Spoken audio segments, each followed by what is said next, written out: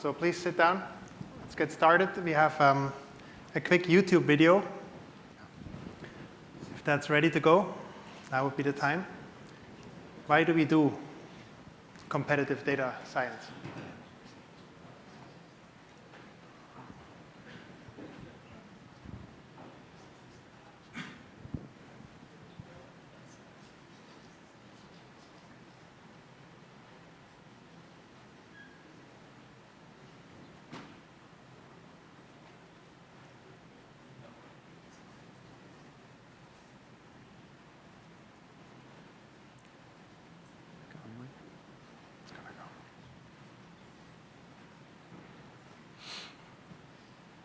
Ta-da!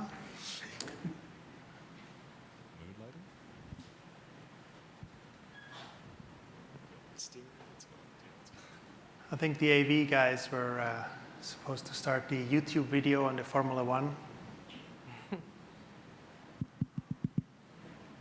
Here we go. There we go.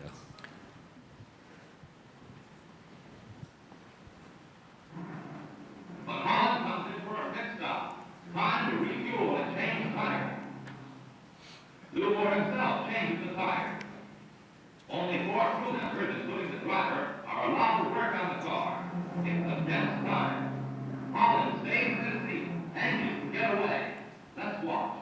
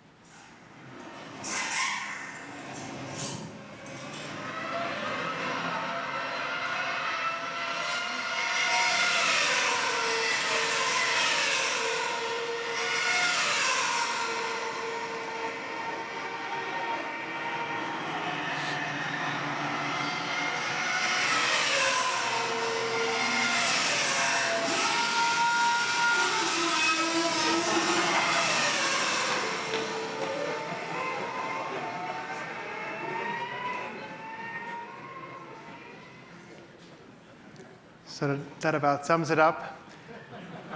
Faster, better, more precise, right? So please, let's introduce ourselves a little bit, starting with Phillip, please. Yeah. All right. So I kind of really got started with data science by doing Kaggle. I had done a little bit of spectroscopy-based, kind of simple linear stuff for a while at a startup called C8 Metasensors, and yeah, I think basically Kaggle taught me everything I know about machine learning. I learned a ton from a lot of people who are a lot more qualified and a lot smarter and a lot better at optimizing machine learning algorithms than I am, and I continue to do so today. And yeah, so I'm finally secured a position as a data scientist at Banjo. You guys may or may not have heard of. Pretty cool startup, doing some pretty awesome things, and that's what I'm doing right now. I am a data scientist at Stitch Fix, a women's fashion company, and actually spent most of my career, about 6 years or 7 years, in defense, doing signal processing, oceanography, and those kinds of things. And so I got involved in data science because you work in classified spaces. You want to show that you can actually do some of the things that you claim to be able to do, and Kaggle gave a great venue for that. And so I got started with the Heritage Health Prize, and then went on to win the 2 whale competitions, the one sponsored by Marine Explorer and Cornell. That one, I felt like it was sort of in my wheelhouse. I had never dealt with audio data before, but it was signal processing, image processing, that sort of thing. John? Hey, I'm John. I'm principal data scientist at Phillip Packard Enterprise. And how I started with data science was just data analysis. My work at a security company doing malware analysis, and we have to write signatures and classify binary files. And it's kind of got this repetitive job, so I kind of got sick of it. So I made a script to kind of replace me, little bit by little bit. So and later on, you kind of figure out you can just cram in the data, and the performance will be almost similar to human analysts. So that's how I kind of got into it. Go-song? Okay, my name is Guo Song. I'm currently a data scientist, software engineer for Playground Global, incubator for startup. And my career started with wireless communication, and I co-authored the book. And but recently, so I found data science, machine learning is it's more interesting to me, and write some code that you can earn money from Kaggle, and you can find a lot of career in Bay Area. So I moved to data science field. Mark?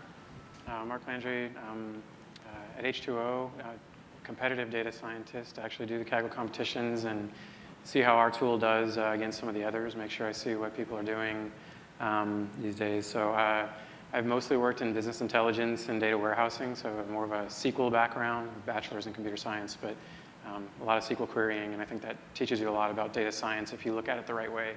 I've also kind of used Kaggle to teach me almost everything I know about data science formally, and it's a really nice feedback loop that you try really hard for a while, and then you see what other people did that you didn't think of, so you keep doing it over and over. It's kind of like practicing homework kind of thing. So. Great. So I wonder, what's your typical workflow if you start with a new challenge? First of all, do you accept any challenge, or do you say, I want to only do the ones that are more like neural net or GVM-like or something? So once you pick one, tell me which ones you pick, and then how do you start? Anyone? I think for me, I look at whether or not it's a competition I'm going to learn something from. So if it's a new task or kind of machine learning problem that I've never done before, it's a good way to get an introduction. But then also whether or not I make a submission sort of depends on how I feel the train and test sets are. If it turns out that there's a lot of noise in the data, you're almost guaranteed for a shakeup in the leaderboard, and it's not really worth your time. So. I do anything. Doesn't really matter. Unless there's there's too much noise in the data. It's kind of hard to figure out. Then it kind of not worth the time. Approaching different kind of data kind of get familiar with different type of data, and you use different methods. So you learn by going through different kind of data. Yeah. Yeah, I used to try and join teams with people and then ask them, let's pick a data set that you'll benefit from. So something that looks like what you want to do at work, or something like if you want to try a new technique. So these days I try to do a few more of them, but I think that it also looks like some of the Kaggle sets that they'll say are anonymized quite a bit, and it's kind of a tools war, which is interesting in its own right, but I kind of like treating the data science problem as one you'd actually work through at your real job, which isn't a tools war. It's usually thinking of the data and putting something together. So my preference is usually on the ones where you have to do some feature munging of some sort and think through the problem, and that actually will bear out in a better score. Yeah, I think these guys have a different approach to it than I do. I don't really care that much if I learn something from it. Per se, I like to try to get in and get out as quickly as I possibly can. Just grab the data, open it up, and rage through the process of creating a model as fast as I can. I just think it's fun. I try not to spend too much time on stuff. I like to see the minimal amount of effort that I can put in to get a reasonably good score, maybe end in the top 10% without killing myself in the process, because you can pretty much make Kaggle a career. There's enough there that you could basically do it full-time always, and so I'm kind of fighting to keep myself from doing that often. So just like a wham bam thank you ma'am sort of approach to getting a model going. Yeah, that's actually one of the ones I learned a lot from. Is there's a blog, FastML, and that was kind of the point, was to get in, do something intelligent, and get out, and move on. And that won't win a competition. You do have to put more effort usually into a competition than that. But it's a really good practice for doing many competitions over. So the blog would follow along Kaggle. It was fun to read well, and he was doing Kaggle competitions at the time. It's kind of hard to get out at the last moment. So what I do is I only get into the competition that only has like a month left. So I have kind of forced to get out at the end. Because unless you have, let's say you start 3 months ahead, then basically it's really hard to quit in the middle. So what kind of tools do you use? Do you use R, Python, or scalable methods? What is it that you do? I use Python mostly. I don't know how to use R.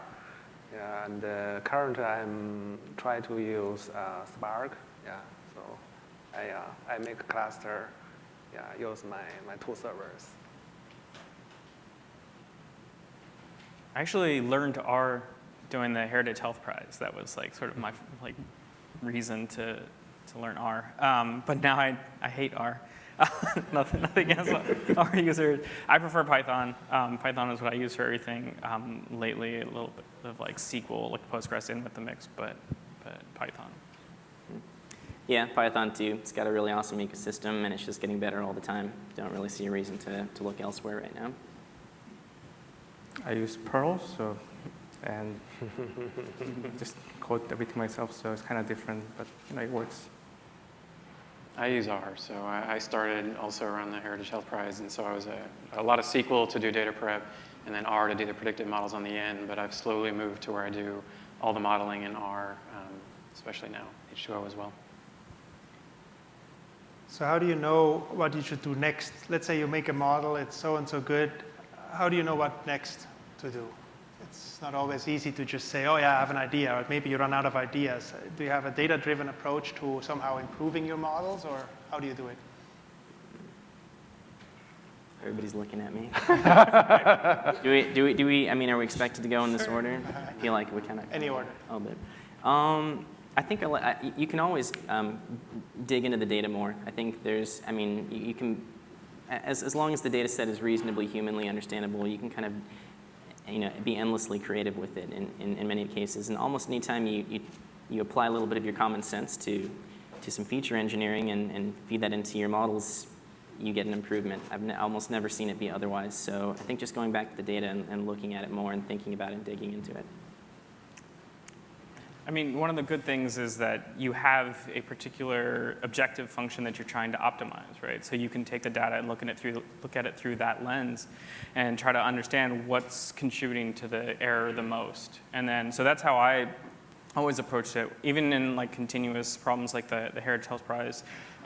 Just I pick a way to categorize it, look at where I think most of the error is coming from, and then try to like figure out where I'm going to get the biggest bang for my buck by just doing some analysis on a particular subset of the data and trying to move the needle there and go from there. I usually have a lot of ideas that go unimplemented, so I like working on teams because it gets me to sort of formalize my thoughts and what's next, and so I just kind of throw ideas out there, and it always feels like, oh, I really need to try that similarity measure against this other data set, and you don't. So a lot of times I have that, but sometimes, yeah, it's analyzing your residuals. So let's look and try to understand a pattern that I can see so that I can create a feature to help the model get past that sort of problem. Typical, I don't have enough time to implement my own ideas. I kind of spend lots of time just looking at the data, just looking up and down. It's like hours and hours. And I usually don't start the code until I come up with different ideas, because once I start to code, my brain kind of gets narrowed into just debugging the code. So just write down different methods. Then after I have like maybe 2 days worth of 10 different methods, then I start coding and try to see from there.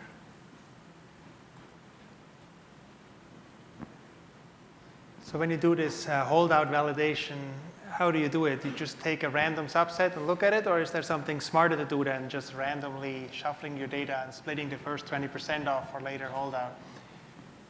I'm sure there's something better than that in some cases. I mean, to me, the strategy always seems like thinking through what you have to do when what data is going to be available when your production algorithm is deployed, which in Kaggle means it's that test set. And so if the test set has been done with a certain characteristic, and sometimes they'll tell you that, sometimes they won't. Sometimes you can see that in the data, sometimes you won't. I think you have to kind of mimic that in your local validation process. And random will sometimes work, and that may be where I actually, it might be worth it to try doing it random and seeing how well that correlates to the leaderboard if your error is about the same. But some of the problems will just be obvious of how you should do that. Like time series problems are usually obvious that you should at least try that out. Sometimes you can still get away with random, but so try to fit the structure of the problem and mimic that with your validation scoring, which sometimes is random, sometimes it isn't. Yeah, I agree with Mark. For production, you have to make splitting make sense, make business sense. And for Kaggle competition, just make the population of your local validation to try to close to the test set. Actually, for those that don't know, I guess one of these, an example of where this matters would be something if we had a lot of people to predict, and you're going to see a whole bunch of measurements on that person, but for Kaggle, they're going to give you a new person, and you won't have seen any of their measurements. So if you go with your tools and you essentially judge yourself on a model that saw maybe 80% of every person's measurements, and then you go see how well that'll do on the other 20% of those people's measurements, that's not realistic. That's not the actual problem you're trying to solve. So you're gonna get these an optimistic estimate of the leaderboard, and you're probably going to see that it's not going to be as well. So those are the one example of where it's important to come up with a method that matters in production, and that's real world as well.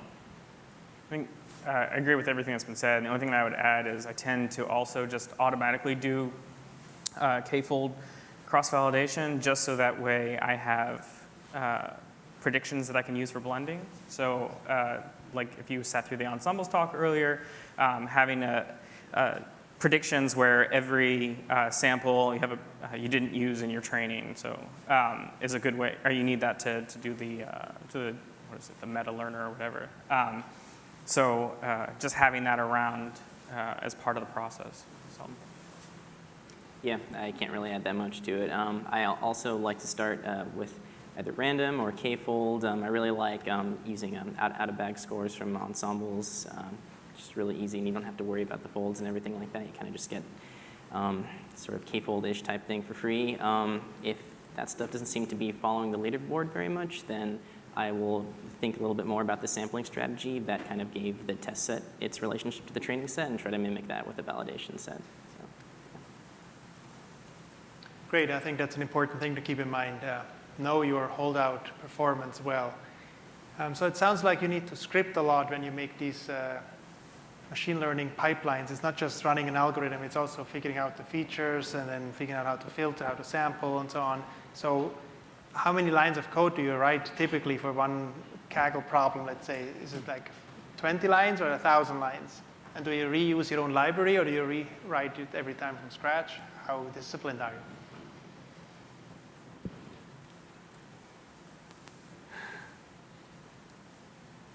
I'll go.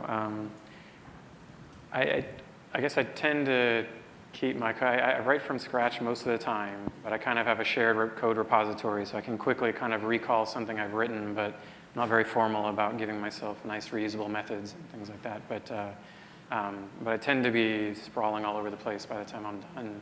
So I would say on the order of hundreds of lines usually, except that maybe there's a lot of code that got scrapped when it just didn't work or something like that. So I frequently check the latest version of open source I am using. And so because if you want to do some feature already, they just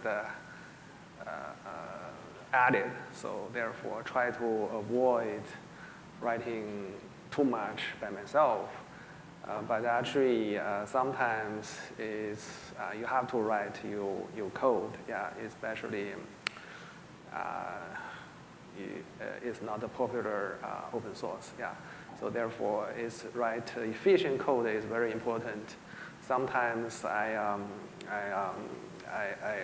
shift my interest from machine learning problem to coding problem, and sometimes. For me, the lines of code about 200 to 2,000 are under. I start from scratch, so and also write my own parser. So like when you're writing parser, you kind of check, you get to see the data, and if some data is missing, you kind of know the data is missing, or as you're writing a parser, you kind of know like what kind of data is in there as well. So it's like, it's kind of slow process, but at the same time, you're kind of getting more familiar with the data just by writing parser. And I guess for me, it depends on the data set and just how much cleaning and feature extraction needs to be done. There's been times where it's just like a couple, maybe not even 100 lines, and it's just something that's really simple. Or there's times when it's a lot of different things going on. Maybe it's 1,000 lines or so.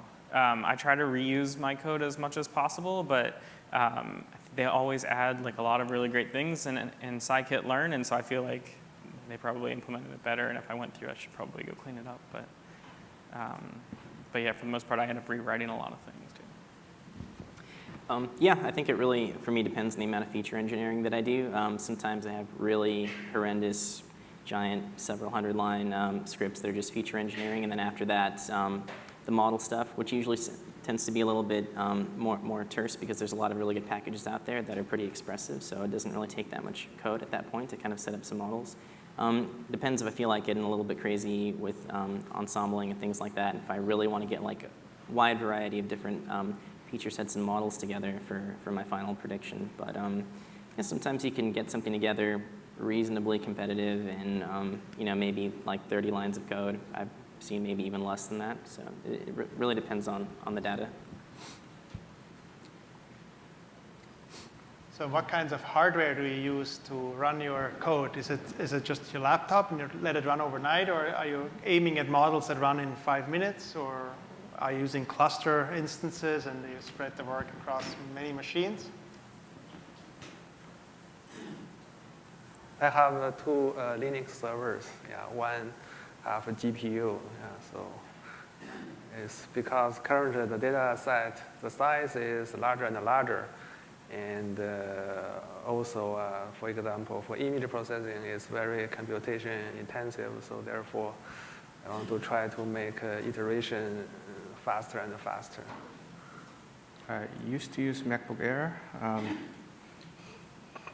It works okay if you kind of have to fit your data into memory. So if the data is big, you kind of have to do the first pass that kind of condense it down to smaller size, 2 GB limit. These days, MacBook Pro, so it's a little bit bigger hard drive, but that's about it. I built a gaming computer, so I have a GPU and a lot of memory, but I guess I just use Ubuntu. I haven't used a GPU for any of the competitions. I use it for gaming, but mostly I find I'm sort of memory constrained because you can very easily, if you just want to like let things run overnight, they can run out of memory pretty easily just setting up even 4 threads or something. Yeah, I've got something similar. Basically got a gaming computer, got like an 8-core AMD, 32 gigs of RAM, little GPU, and that's it. It's pretty beastly little machine. It gets the job done for sure. And I guess, I now have a MacBook Pro with 16, and then I have an Ubuntu with 16 as well, but for a lot of these, I was doing it with, I think, 4 gigs of RAM or something. But whatever it is, it feels like there's always a data set they're posting that pushes that just a little bit, which is interesting in Kaggle because that tends to weed out the competitors. Like a lot of people can't do those, so it feels like, oh, this will be interesting. Like it's not going to be 3,000 people you're competing against, which sometimes that's fun too, but so you can think a little more. But so I've tried, I've used AWS in the past. At H2O, we have some servers we can use, so that's nice. But AWS, it's nice and easy to use, but I don't think that's ever been something that got me a few places in a Kaggle competition. It's usually me breaking apart a problem and just getting through those cycles faster locally on small chunks if I have to. Yeah, but I can do both. I DIY my servers and also try deep learning in winter. It will be a good heater. So just a quick shout out to the audience. So you guys will be able to ask questions as well. So start thinking about it as I ask one more question. What tool do you wish you had if there was one tool you would get for Christmas this year for your challenges, what would it be? So actually, I want to model training automation, and for example, to run, for example, I can push my script and data to Amazon Instant. Maybe I'm going to use Docker. I mean, it's test local and push anywhere, and all automation, and start an instance after training, get data, and shut down the instance for the, to save a cost. Yeah, it's my next thing I want to try. And I saw the ensemble presentation for H2O. Kind of, that's kind of fits my need. As far as like real life data science, I kind of do lots of web scraping. So if you guys kind of have a scraper proxy kind of thing going on, that would be kind of nice to get all the data from the website easily, because most of the websites, they kind of block you after 200 queries or something like that. So. I don't know. I can't really think of anything. I think mostly about my mistakes and like something to prevent me from. If you trying to like budget your time so that way you like set off something to run while you go to sleep, and then hopefully in the morning you could submit something, something to check that everything is the way that you think it is before you go to bed. So maybe like a pipeline checker or something like that. I like Kaggling in bed, and I don't really like using AWS or anything like that, so maybe like a really super duper laptop. Yeah. All right, any questions from the audience for our data scientists? I believe one of you mentioned earlier that whether or not you decide to do a competition frequently depends on how fuzzy or noisy the data is. How do you go about telling that? Is there kind of a general rule, or is it situational?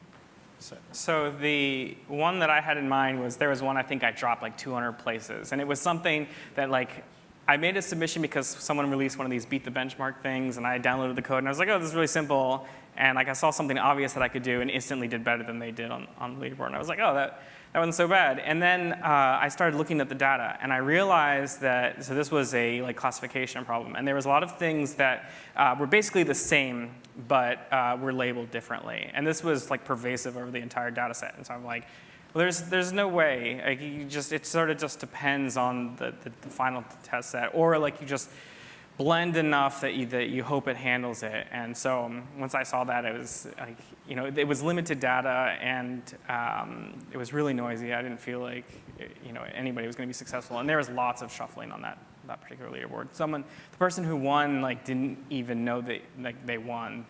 they got like messages afterwards, and they were surprised because they had quit a month earlier. I think you can sometimes spot it in local validation, so you can see that you just can't move the needle at all. Like you can't find anything that will do better than almost a random guess. There are some of those out there, and those are very frustrating. But it's interesting because that sometimes will get me to try different methods of finding the literal needle in the haystack. Well, it's not literal, I guess, but the needle in the haystack in a different way that our typical algorithms don't do. So you look at the problem, it's like, I can find this single tiny feature which doesn't bump me much, but it does a little bit. Why can my algorithm not find that for me? And there's a reason, and that gets you to consider what your algorithms are doing and stuff. But I think if you're doing your validation, your local validation properly, you can see that you can't move. You can't move much over a simple baseline actually, and so that's so a mean, a median, or something like that. If you can't move much beyond that, or guessing all zeros, or something very trivial, I think that is what noise looks like a lot of times. There's other ways you can look too. But. The number of data, if it's less than, let's say, 2,000, and the error metric is difference between 0.001, 0.00, like if it's very close, then it's almost coin flip. How do you decide whom you team up? And colorly, do you initiate the invitation to team up, or you wait for someone to initiate it? I've teamed up a lot, so I guess I used to do it just because I would go to meetups, and I would talk to people, and they would show interest, and I feel passionately that Kaggle is a good way to learn things, so all are welcome. Let's go solve a problem. over time, if you do well, some people will kind of ask you to join up, and then I've started meeting people through one team or another, so you kind of get in the little Kaggle circuit a little bit. But I guess people I work well with communicate well. That's a lot of what it really is, for me at least. So I've worked several times on some competitions with the same people over and over again, and that's fun. Sometimes a good strategy is just to see who's maybe near you on the leaderboard when you kind of run out of ideas, and just bug them and see if they want to work with you. Yeah. have done that before. I'm going to ask the question that a lot of people are thinking but hasn't been asked. What about the money? Money is not worth it. You spend like 200 hours for $500, not worth it. So it's very difficult to win a competition so far. So because you're against over 1,000 smart people. And so why we still enter? So because it's very important to know if you can do that, I mean, to close to the top. And it's very important to gain the confidence and to gain the experience. It's very important. It's like, even for Google, I mean, they have a lot of machine learning groups. They also watching some high-profile Kaggle competition. They try to use their tools to internal to get the competition results. Actually, I was invited to Google to give a talk to discuss with them. I think maybe sometimes they cannot do better than Kagglers. The money was a big part for me, honestly. So I won the Marine Explorer whale competition, and I think I won by the very last decimal place. And so, I could have given up and said, this is a good model, but I wanted to see how far I could push it. And so at that point, the only motivation to squeeze out those extra decimal places was the fact that I could win $8,000. So I even had a metric in there that was a typo. It just happened to have predictive power. I calculated it completely incorrect. I called it my oops metric. And it was not correlated with everything, and it gave a boost, so I used it. So, money was a significant factor for me, at least. What are the typical number of features? We have a new panelist adding to the Kaggle panel. The winner of data science hackathon from the other other part of the hackathon side is joining the panel alongside the Kaggle contest winners. Please welcome.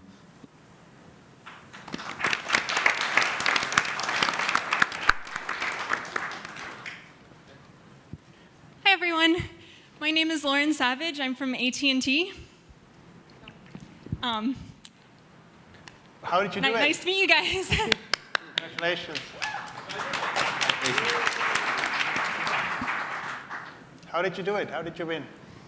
Well, I guess it's sort of an interesting problem. It was a multi-class problem, and we had some serious class imbalance going on. So that was one of the challenges. And honestly, we only had a few hours to do it. I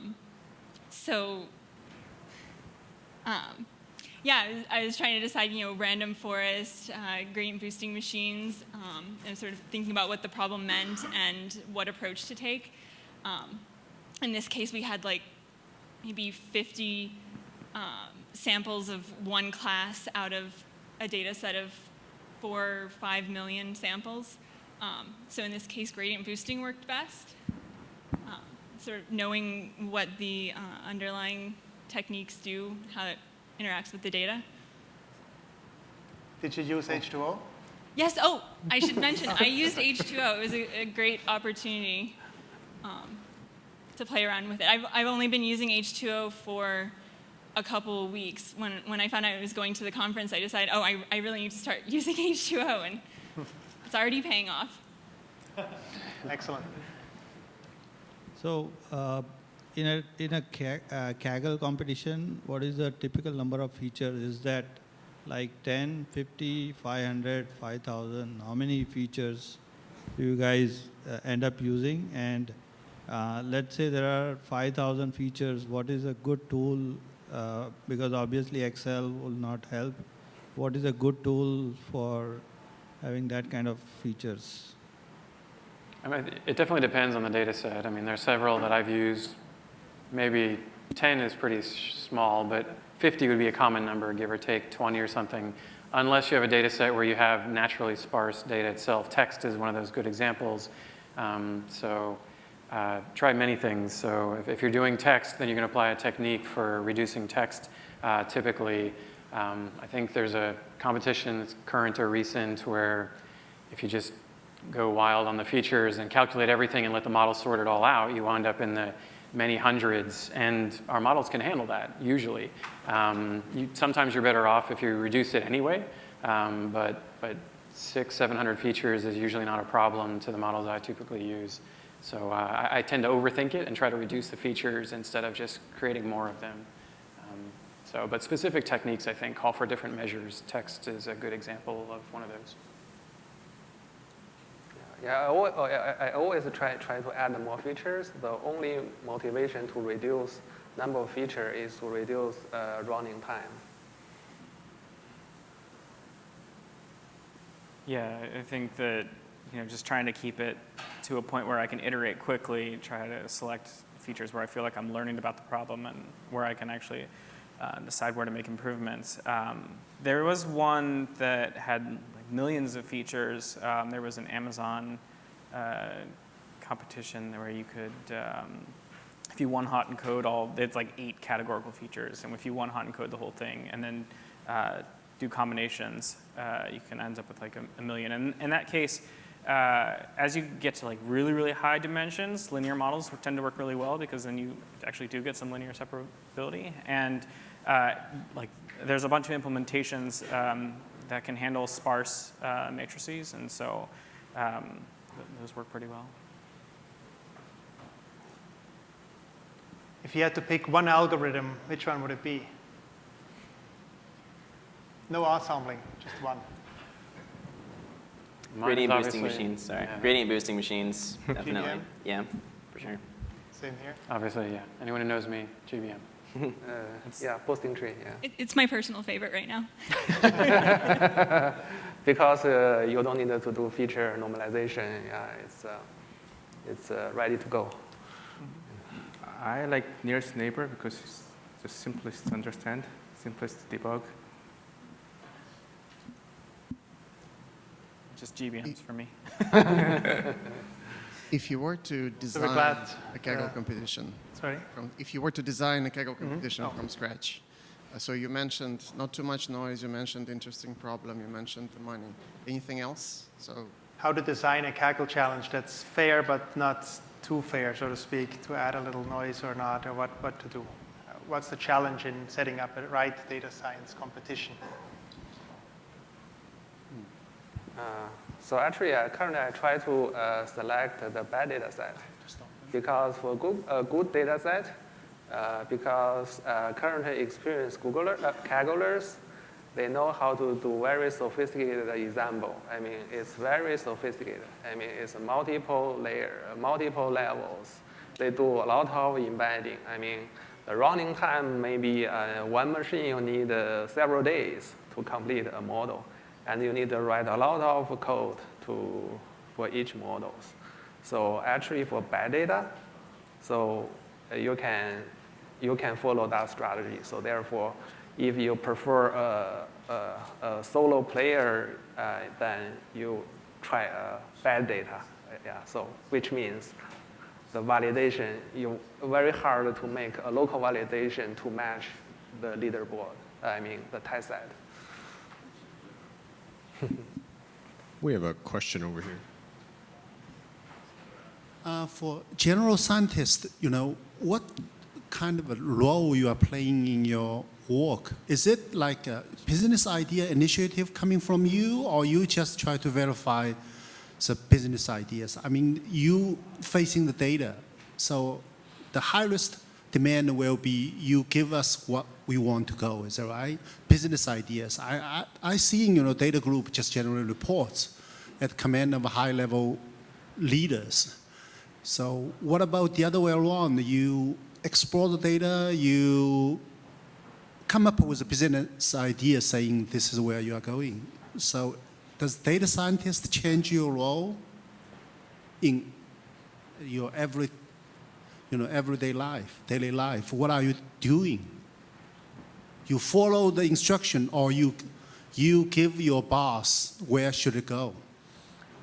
So does data science knowledge empower the data scientists to step above their pay grade, if you want, to tell their bosses, no, we really should be doing this because it works, or not? I do a little bit of both. I think sort of my managers direct the higher level goals, but I still think of what I do as sort of being similar to feature engineering in the sense that, at least in what I'm doing today, we're trying to come up with metrics that capture the relevance of our inventory. It's sort of an abstract thing, but we can sort of model it and try to come up with and tie it to certain business goals and look at it from that lens. So there is a reporting component because eventually you want to communicate the results to the relevant business partners, but then there's a modeling and sort of engineering component too. So as far as daily task, I think it's almost same as before. You're trying to solve a problem. But with the data science title, it's a little bit easier because you kind of say, oh, I'm using data. I mean, before it's the same thing, but now you get to show them data and kind of show them process, then they kind of believe it easier. So at the place that I work, we're attacking a lot of different problems in a lot of different ways, and it's not really very clearly defined exactly how we want to approach a lot of things. If you've heard about us at all, Banjo, our CEO's mission statement is basically to create a crystal ball for querying all the world's social media data. And so you can imagine there's a lot of leeway there. And so there aren't really people directly telling us what to do necessarily. We just have this idea that we want to be able to predict a lot of things really well. And so we can kind of, there's a lot of freedom, as you might expect, in specifying exactly what that means. So yeah, it's kind of just like a machine learning playground, basically. I think it probably, like Wasong was saying, it's probably good for instilling confidence in what you're doing too. So if you do see something, you might feel a little more bold about suggesting going about something. So first month on a job, I looked at the data in a different way that the team hadn't, and I took that project and ran with it, and it worked. So I think Kaggle data sets, getting practice on many different data sets and kind of reinforcing a little bit that at least you know directionally where you're going can help you at least feel bold about stepping above your pay grade, or at least just stepping up and having a good opinion. And if you're in the right environment, then you can perhaps run with that. So. In a lot of Kaggle competitions, I see a lot of complex ensemble modeling being done, and the people who do ensemble modeling do win. So I always wanted to understand, how do you go about, what is your thought process and what are the strategies which you follow in building a good ensemble? Variety.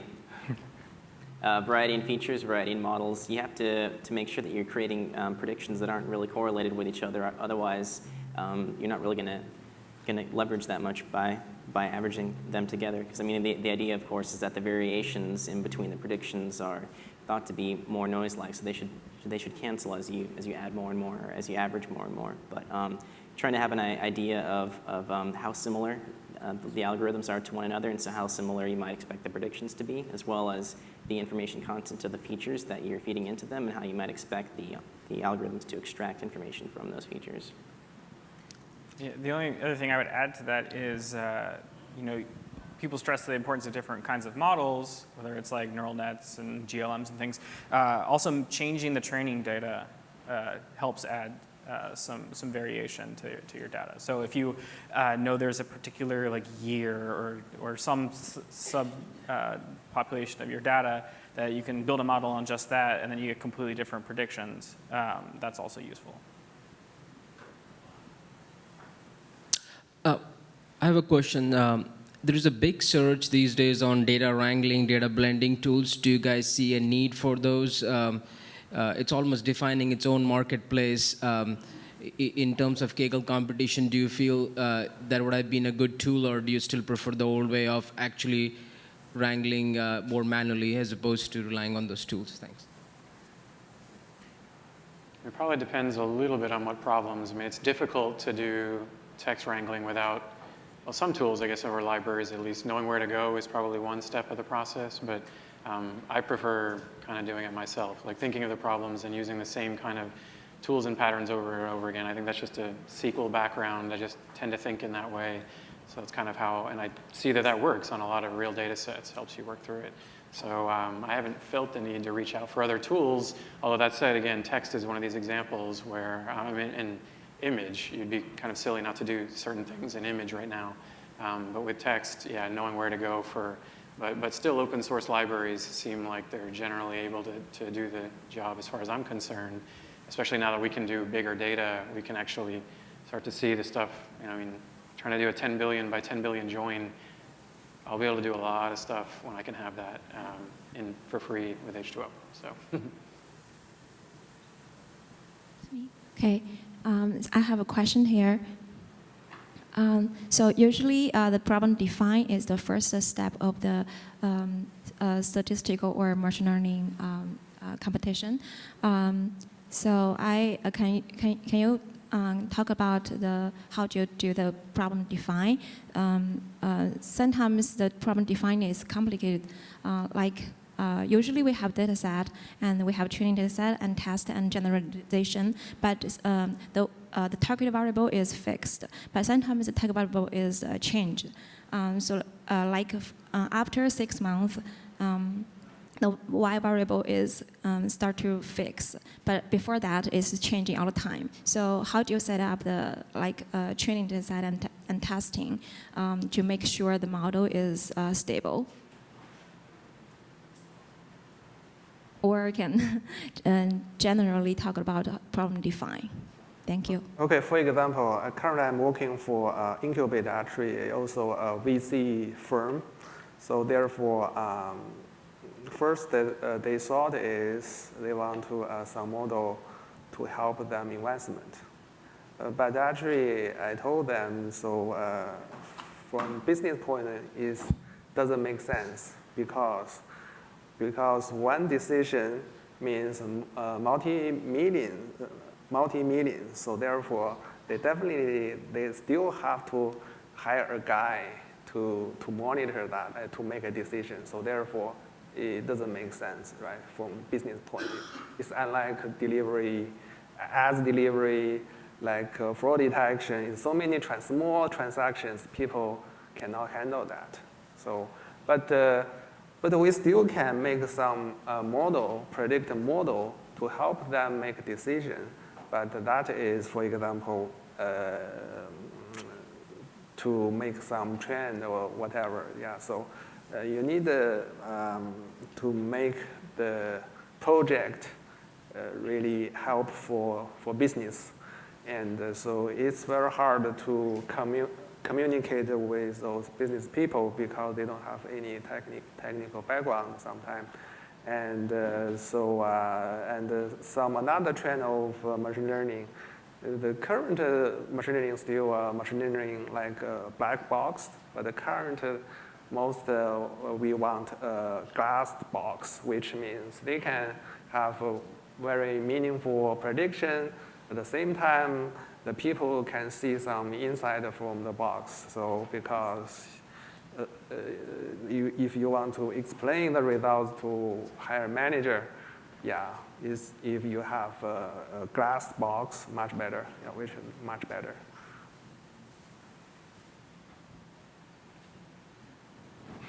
All right, thank you very much. Let's have another round of applause for our Kaggle winner, Ms. Lauren Savage. And thank you to our panelists.